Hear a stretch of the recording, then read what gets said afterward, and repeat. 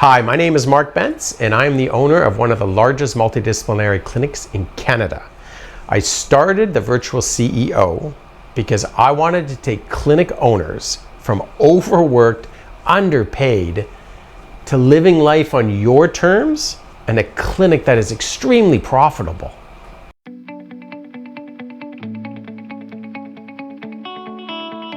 The first key is operational simplicity. So just exactly what it said, keep things simple. Everything you do, the processes for booking patients, the processes for working with therapists, with any aspect of the business, like do not make it complex. And in a multidisciplinary clinic, it can easily get complex. Like easily, physio, chiro, massage, acupuncture, naturopathy. Like it just keeps going. Each one of those professions adds a level of complexity. And there's a saying, complexity absolutely kills your ability to act.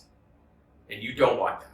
You want to be able to act. You want to be able to create an outcome. So the more complex you make it, the more it completely slows you down. Puts you in quicksand, really. And at times it can paralyze you. Right? If that's not really what drives you, if decision making is tough and you find that challenging, then be very aware of making things complex. So simplicity, key. The other thing about simplicity is look for patterns in your business and other people's patterns. So the key to make things simple is identify a pattern, use the pattern, and then sooner or later, as you get good at this experience of identifying and then using patterns, then you can create your own patterns in your business.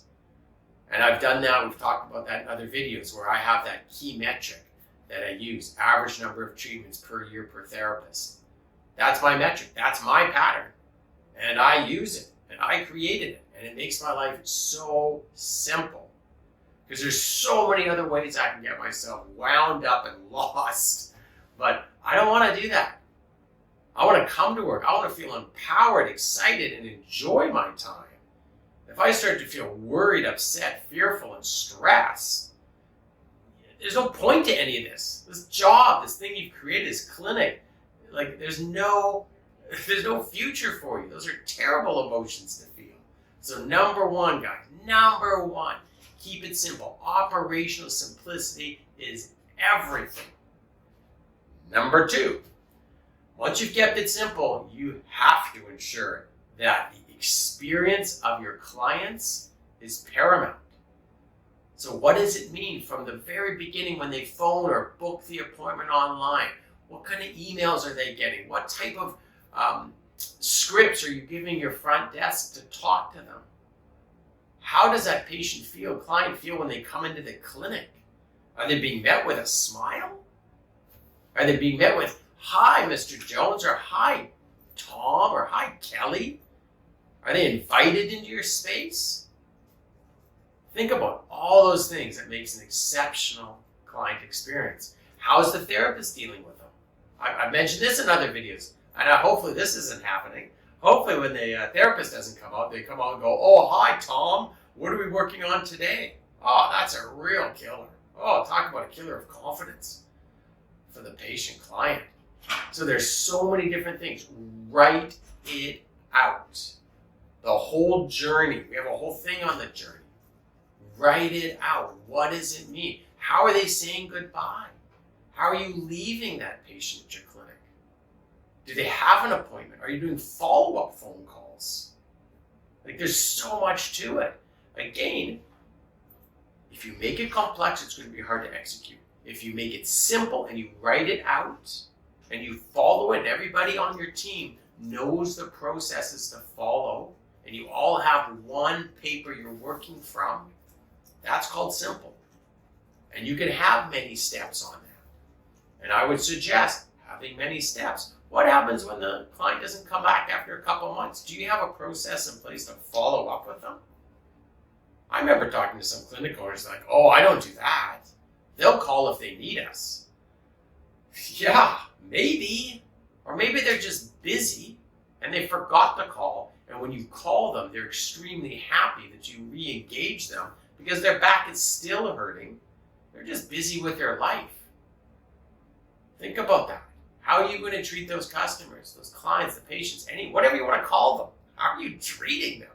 And it better be number one, right? It better be a world-class experience for them. If not, competition stiff, they can easily go, especially like where I live in Vancouver, they can just go 1 block away and take their own therapy there. And you've lost that opportunity. So really understand that patient experience. Just drill into it with your team, front desk, therapist, yourself. If you have other admin staff off the desk, drill there. Just everybody needs to be on board to ensure that each opportunity when they come into the clinic, they feel special. They feel special, they're telling 10 people. They're telling 10 people your life is so much richer, you have to do less work, your cost to acquire that patient goes down, therapist, and everybody's happier. So really, really look at that experience and make sure it's exceptional. Okay, number 3, finances. And boy, you might say, man, finances aren't my bag, Mark. I just don't like it. I just get nervous. My butt gets tight when I think about it. I get it. You don't have to be a chartered professional accountant. That's not what I'm asking you to do. But I'm certainly asking you to figure out, and if you can't figure it out, have someone give you these numbers. What's your gross income for the day? What's your net income for the day? How much you spending on advertising? Like, look at the levers in your business. Again, keep the numbers simple. Don't get carried away with them. But make sure you're getting the key numbers. So I get a number every day, gross billings. And I compare it to a month ago. And I compare it to a year ago. And it's very simple for me. It keeps me on target. I get a number in my head. I go, okay, great. This is how Monday should be. I understand Monday's billings. I understand Tuesday's billings. And then I can look at my expenses. And I look at my expenses. Whatever's, your bag, whatever you want.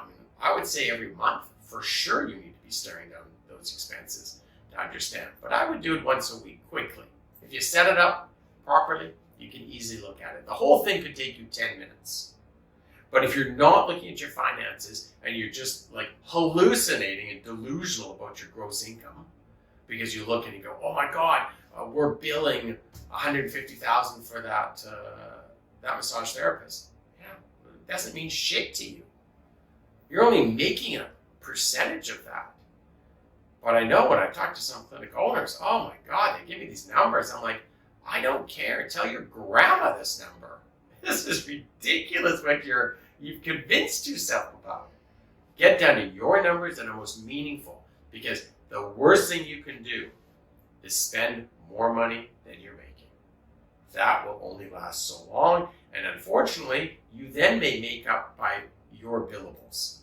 Then you might have to dip into what you're doing if you're a therapist. You might have to dip into what you're doing to pay off what the clinic is doing. And unfortunately, that happens more than you'd think. So financial literacy of the basic form is crucial. Bigger numbers, bigger complexity, certainly get a bookkeeper involved, get a CPA involved. That's an absolute resource that you could use, but don't make it an excuse, guys. You gotta know those basic numbers. So let's go back to it. The top 3 keys. First thing, operational simplicity. Second thing, exceptional client experience. And third thing, an understanding of the basic metrics or numbers in your business. Thanks, guys. Get out there and take action. Can't wait to see you in the next video.